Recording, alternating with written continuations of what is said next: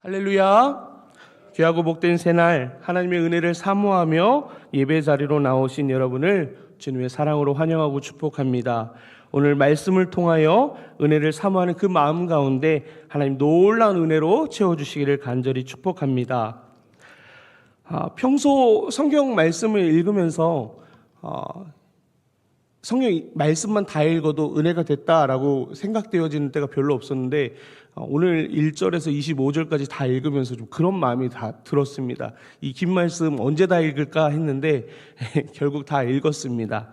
오늘 이 말씀을 살펴보면서 오늘 우리에게 하나님 뜻하신 마음과 뜻이 무엇인지 한번 발견해 보도록 하겠습니다. 사랑하는 여러분, 우리는 인생을 살면서 예상치 않았던 질병, 경제적인 위기, 그리고 관계의 단절 등을 통하여 우리 인생 가운데 막다른 골목을 마주할 때가 있습니다. 그럴 때마다 여러분들은 어떻게 반응을 하십니까? 우리는 그 순간 답을 찾고 싶어서, 그 막다른 골목에서 벗어나고 싶어서 이런저런 방법들을 찾곤 합니다. 그러나 하나님께서 침묵하시는 시간이다라고 하면 그 막다른 골목에서 우리가 무엇을 하기보다는 하나님의 음성을 잠잠히 기다리는 것이 그 상황 안에서 가장 적절한 방법이라는 것을 우리는 기억해야 합니다. 오늘 본문에 등장한 사울 왕이 마치 그 막다른 골목에 다다른 사람과 같은 상황에 처해 있었습니다. 사울은 블레셋 군대의 위협 앞에서 두려움에 사로잡혔습니다.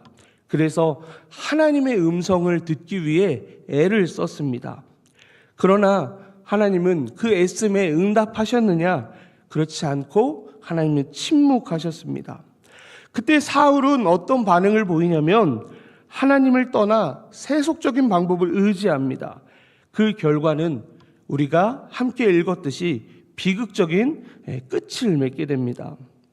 다시 한번 여러분에게 질문합니다. 하나님이 침묵했을 때 우리는 어떻게 해야 할까요?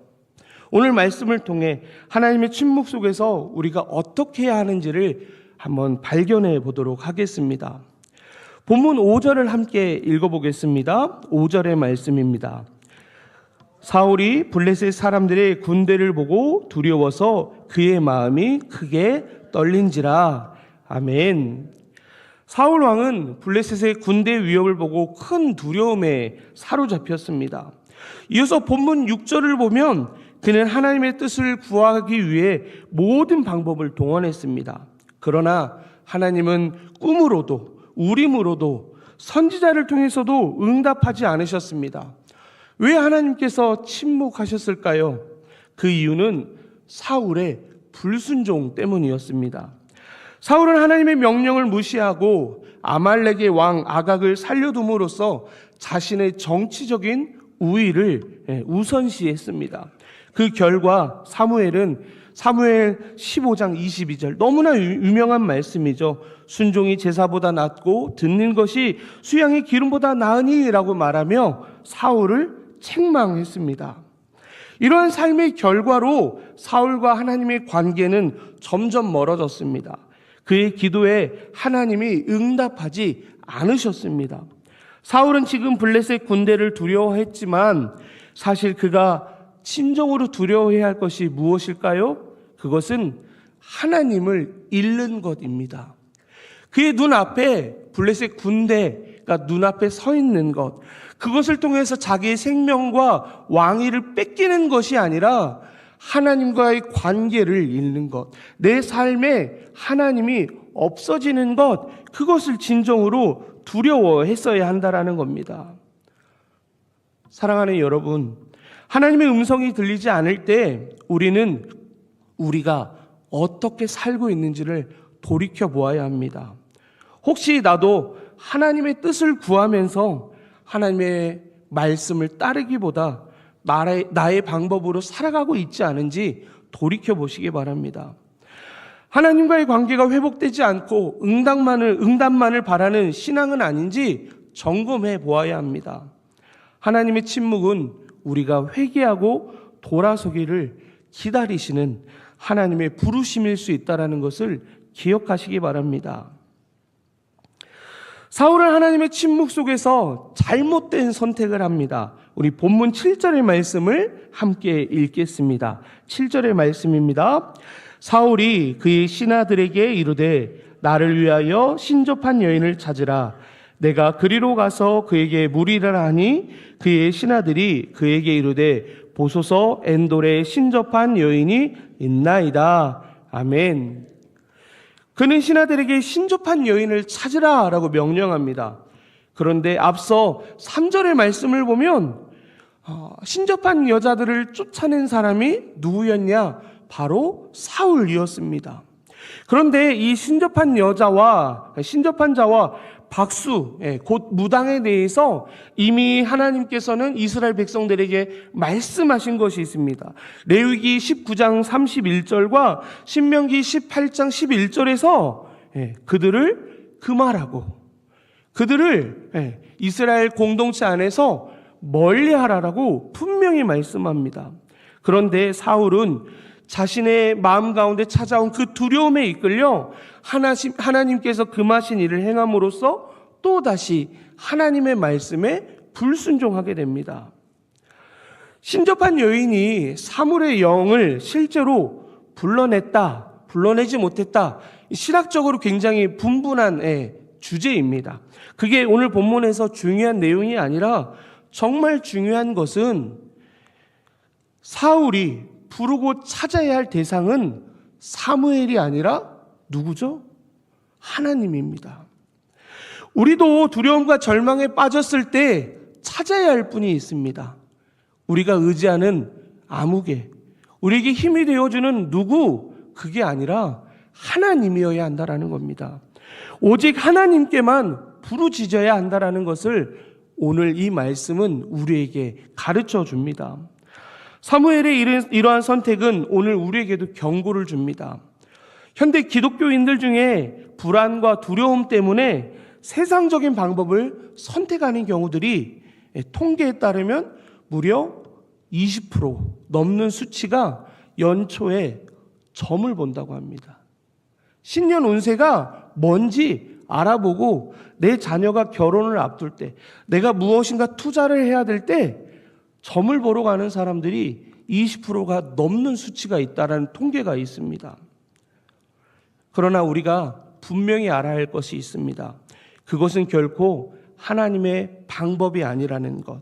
오히려 그 방법을 통해서 하나님과 우리 사이가 멀어질 수 있다는 것을 우리는 기억해야 합니다.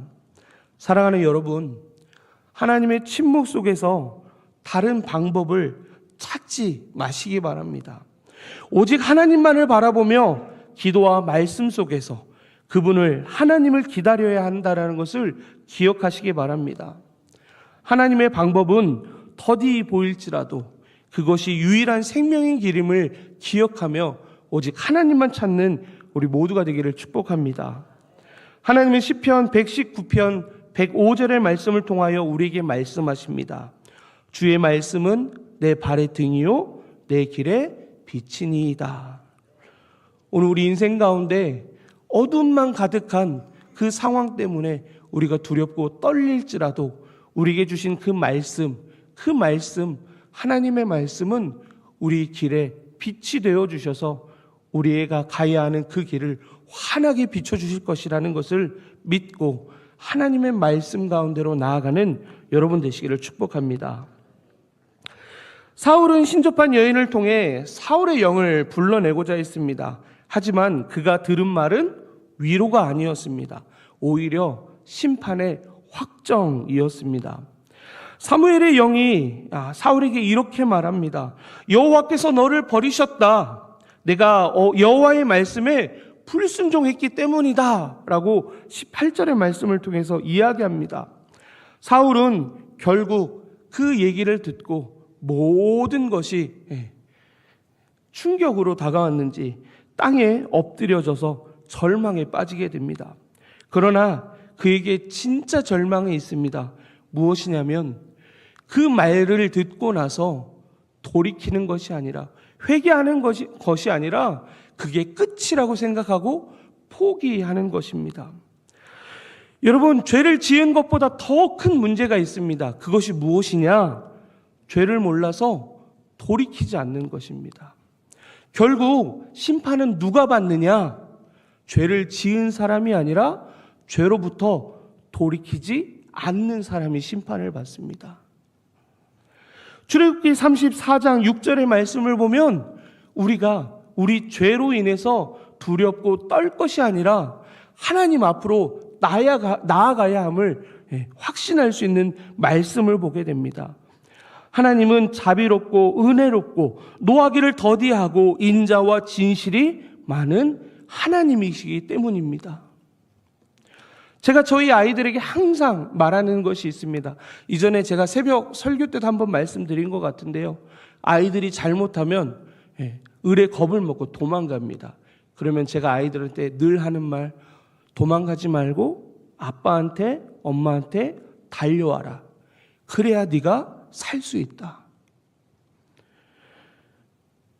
오늘 우리의 죄악된 모습 가운데 도망가는 것이 아니라, 모른 척하는 것이 아니라 하나님 앞으로 돌아가시길 바랍니다. 돌아가도 그저 천천히 돌아가는 것이 아니라 다름질하여서 하나님께로 돌아가는 여러분들 되시기를 축복합니다. 하나님의 침묵은 끝이 아닙니다. 우리를 다시 부르시는 은혜의 시간입니다.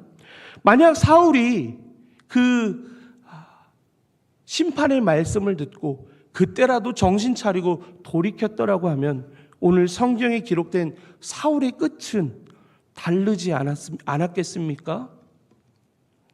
사랑하는 여러분, 지금 내가 두려움과 절망 속에 있다면 회개와 믿음으로 하나님께로 돌아가시기 바랍니다. 하나님의 침묵은 우리의 믿음을 연단하고 또한 우리를 다시 살리시는 부르심이기 때문에 그 부르심에 응답하여 하나님께로 돌아가는 여러분 되시기를 축복합니다. 사랑하는 여러분, 사울의 비극은 하나님의 침묵을 잘못된 방법으로 해결하는 데에 있어서 시작된 것이었습니다. 하나님의 침묵은 우리의 불순종을 돌아보라는 부르심이며 우리가 회개하고 돌아가기를 기대하시는 하나님의 은혜의 시간입니다. 제가 설교를 준비하는데 어제 새벽에 친한 목사님께서 페이스북 인터넷 공간에 올렸던 글귀 하나가 생각이 났습니다. 그래서 설교문을 작성하다가 그 목사님 글을 찾아서 보았는데요. 어떤 글이 적혀 있었는지 한번 들어보시기 바랍니다. 바위가 낙숫물 한 방울 한 방울 의해서 깨어지듯이 하나님의 시간을 기다리십시오. 단 하나님의 시간을 내 기준으로 생각해서는 안 됩니다. 그렇습니다. 하나님의 시간은 우리의 기준으로 측정할 수 없습니다. 하지만 우리를 두렵게 하는 그 무엇이 있지 않습니까? 그런데 하나님 앞에서 우리가 흘리는 눈물 한 방울 한 방울이 우리를 두렵게 하는 그 무엇인가를 반드시 깨트릴 것입니다. 그러니 우리는 하나님을 신뢰함으로 하나님의 시간이 언제인지 알 수 없지만 그 믿음을 가지고 하나님의 시간을 눈물로, 우리의 눈물 한 방울 한 방울로 그 시간들을 채워가는 여러분들 되시기를 축복합니다. 하나님은 하나님의 시간에 우리에게 반드시 응답해 주실 것입니다. 기다리는 동안 다른 것이 아니라 말씀과 기도로 하나님과 동행하며 예수님 안에서 소망을 품는 우리 모두가 되기를 축복합니다. 사울이 실패한 자리에서 우리는 성공할 수 있습니다. 그 이유는 예수님께서 이 땅에 오셨고 예수님께서 십자가에 우리의 모든 죄를 끌어안고 죽으셨기 때문입니다. 뿐만 아니라 그 사건을 통해서 하나님과 우리 사이에 중보자가 되셨기 때문입니다. 예수 그리스도를 우리의 소망과 구원으로 고백하는 이들에게 주어진 선물은 하나님의 침묵이 아니라 하나님의 말씀이 우리 안에 충만한 것입니다. 그것을 오늘 우리에게 주시는 하나님의 선물입니다. 오늘 여러분의 삶에 하나님의 말씀으로 충만한 그런 복된 날 되시기를 축복합니다. 그래서 오늘 내 삶 가운데 함께 하시는 그 임마누엘의 은혜로 승리하였다 고백하는 여러분 되시기를 간절히 축복합니다.